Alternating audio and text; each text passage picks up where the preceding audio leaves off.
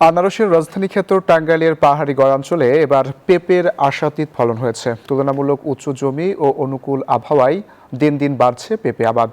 বিশেষ করে ঘাটাইল, মধুপুর ও সখীপুর অঞ্চলে শত শত হেক্টর জমিতে উচ্চ ফলনশীল জাতের পেঁপে চাষ করে স্বাবলম্বী হচ্ছেন কৃষকরা। কম খরচ ও স্বল্প সময়ে লাভজনক হওয়ায় শত কোটি টাকার পেঁপে বাণিজ্যিক সম্ভাবনা দেখছে কৃষি বিভাগ। আতিকুর রহমানের তথ্যচিত্রের রিপোর্ট।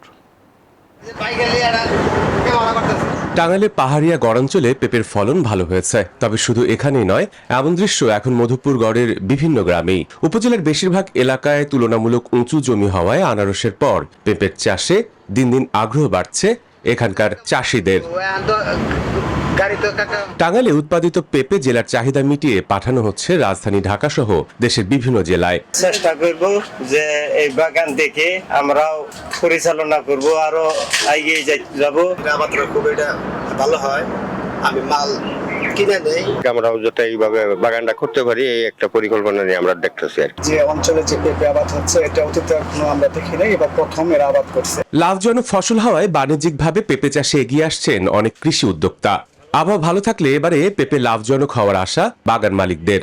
আমাদের পেঁপের বাগানে খরচ হয়েছে এ পর্যন্ত 20 লক্ষ টাকার মতো।